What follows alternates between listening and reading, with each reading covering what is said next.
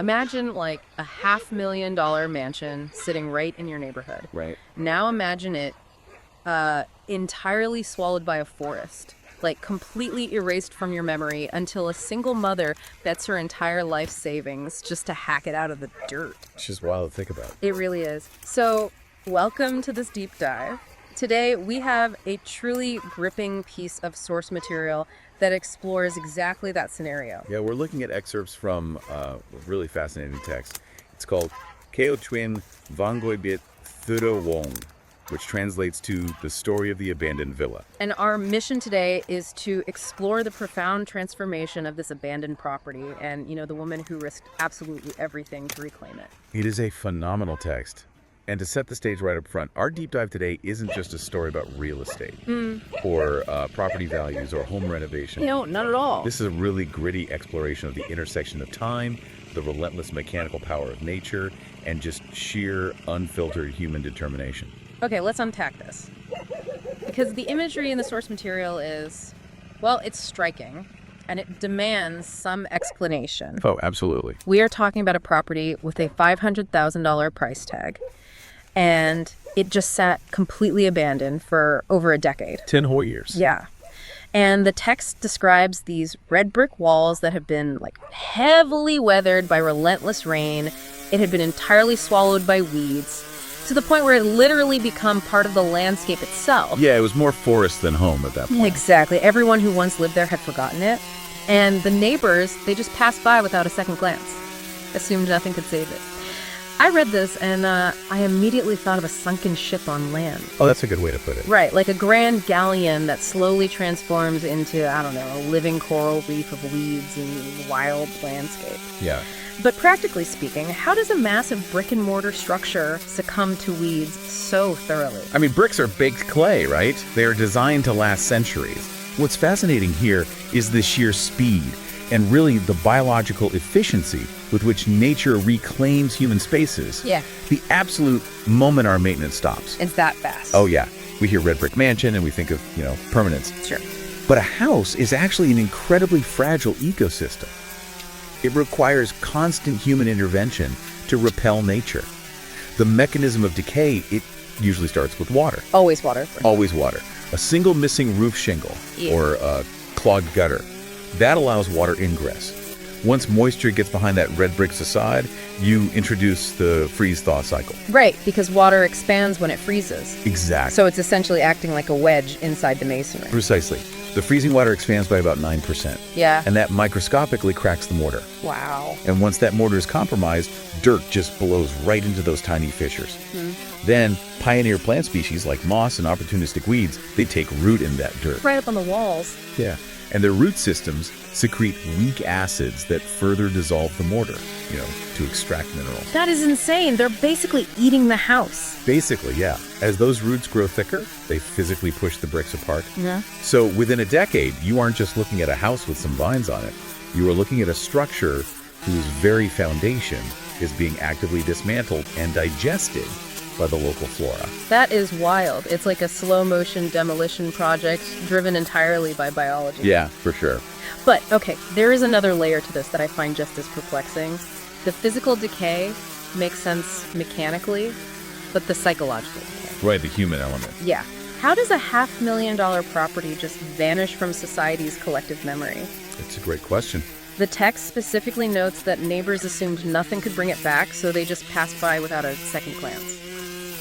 How does a massive ruin become invisible to the people living, 50 feet away?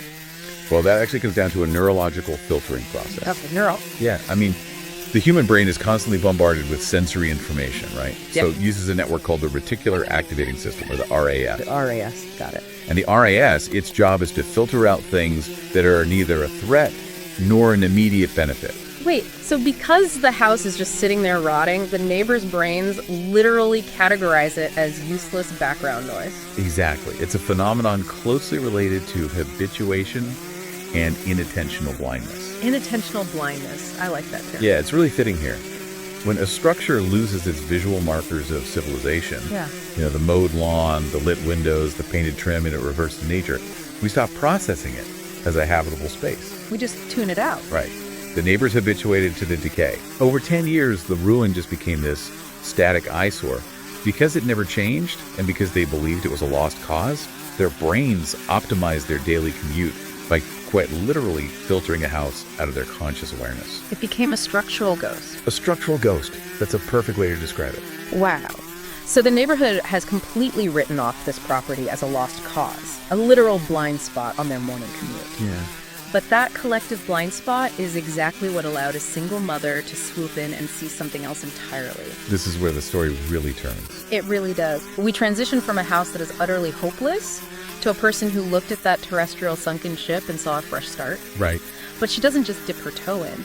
She buys this overgrown property by spending her entire savings, every last cent she had. It is the ultimate gamble. I mean, she is stepping into a space that an entire community has psychologically abandoned, and she is bringing all of her finite resources to bear on it. But here's where it gets really interesting because, in our modern culture, if you hear about someone buying a distressed property, your mind immediately goes to the renovation reality show paradigm. Oh, sure. House flipping. Right. You assume she's going to buy cheap, slap on some new drywall and gray paint, and flip it for a massive profit. Which would make sense financially. It would. But the source material is explicitly clear on her intent. She did not want to flip it. She did not want to sell it. Her sole goal was to turn this forgotten ruin into a farm for her kids. A farm out of a mansion? Yeah, and I have to be honest, reading this, it feels like financial madness. I mean, you don't buy a massive decaying mansion to build a farm. You buy agricultural land. From a conventional real estate logic standpoint, you are completely right. By the metrics of traditional property investment, her decision is wildly counterintuitive, and it carries massive risk. Massive. But if we connect this to the bigger picture, we have to separate a financial investment from a life investment. Wait, I want to push back on that a little. Sure, go ahead. Calling it a life investment sounds poetic, but the physical reality is that she spent every cent she had. She rendered herself completely vulnerable. Yes, she did. And a metaphor doesn't feed your kids, right? It doesn't pay the property taxes. How is this not just an expression of the sunk cost fallacy waiting to happen? That is a very fair challenge. And I think it highlights the sheer audacity of her choice. If she were operating purely on financial logic, she would have walked away. Exactly. But she isn't looking for equity. She's looking for agency. Agency. Okay. When you flip a house, you are beholden to market trends, right? Mm-hmm. And profit margins. You are restoring a building to fit society's standard of what a $500,000 home should look like. You're playing someone else's game. Exactly. What this mother was doing was a radical act of redefining value. The text emphasizes that she wanted a fresh start they never thought possible. So she is actively choosing not to restore the mansion to its former glory, because that glory represents a paradigm she's trying to escape. Yes. She didn't want the grand, sterile mansion of the past. That represented a rigid societal structure that perhaps hasn't served her well. She wanted a farm. A farm. Think about the mechanical difference between a mansion and a farm. A mansion is a status symbol. It depreciates the moment you stop paying for its upkeep, as we just discussed with the weeds and the mortar. Right, it's constantly decaying. But a farm is a productive engine. Yeah. It requires daily, grueling care, yes, but it actively yields growth. It sustains life. Oh, wow, I see what you mean. Right. Choosing to tear down the old concept of the mansion to build a nurturing farm, it's her way of taking the literal compost of the past and using it to grow her children's future. It is an all-or-nothing bid for a completely different way of living. Okay, when you frame it as a pursuit of agency rather than a pursuit of equity, the madness of spending her life savings suddenly looks incredibly calculated. It's very intentional. She isn't buying a house. She is buying a blank slate that just happens to be covered in a decade of weeds. The very, very thick layer of weeds. Yeah, which brings us to the next part, because then, of course, the dream hits the physical reality. Right. It's one thing to stand on the sidewalk, immune to the neighborhood's habituation, and envision a beautiful, productive farm. It is a completely different thing to actually walk into that jungle and start working. Oh, absolutely. The execution phase is where the romance of the fresh start collides with the brutal physics of neglected land. And the source details this first step. In concept, it was straightforward, right? Clear the overgrowth to see what they were truly working with. Simple concept, yeah. But in practice, it was utterly overwhelming. The text describes the visceral act of the blades cutting through waist-high grass. Just think about the sheer calorie burn of that. Exhausting. I read this and I thought about it like a brutal financial audit. Oh, interesting. How so? Well, when a company is failing, before you can restructure it, you have to dig through years of chaotic paperwork just to find out if you have any usable assets or if you are entirely bankrupt. Yes. That waist-high grass is the physical equivalent of a decade of hidden ledgers. That is a brilliant analogy, and it captures why this specific phase of the project is so daunting. Because you are exactly right. Until that grass is cleared, she doesn't actually know what she bought. She has no idea. She knows she spent all her money, but she doesn't know if the land underneath is viable soil, a cracked concrete foundation, or, I don't know, a sinkhole. So what does this all mean? Beyond the physical exhaustion of swinging a blade, what is the actual toll of taking that literal first step at a task that looks so impossibly large? It represents the psychology of confronting accumulated neglect. Confronting neglect. Yeah. In ecology, there is a concept called ecological succession, which is basically the process by which a biological community evolves over time. Okay. The property had gone through a decade of succession, transitioning from a manicured lawn to a wild, aggressive ecosystem. Right. To build her farm, she has to violently, manually reverse that succession. And the psychological toll of that is profound because it perfectly mirrors the emotional labor of starting over in life. Because you can't just plant new seeds on top of 10 years of weeds and hope for the best. Right. You cannot build a new future on top of hidden decay. The physical act of swinging that blade and forcefully clearing away the grass, it's a prerequisite for any real change. You have to clear the ledger. Exactly. Before she could plant a single crop for her farm, before she could even survey the topography of the property she purchased, she had to confront that decade of neglect head on. It is exhausting work, both physically and psychologically. Yeah. Because it requires you to face the massive, tangled mess that time left behind. You have to strip the environment back to its absolute bare bones, acknowledging the full extent of the ruin before you can begin to create the remedy. It is the ultimate test of her commitment. I mean, the neighborhood drove past it because their brains filtered out the difficulty. Right. She is standing in the middle of it, forcing herself to process every single square inch with a blade.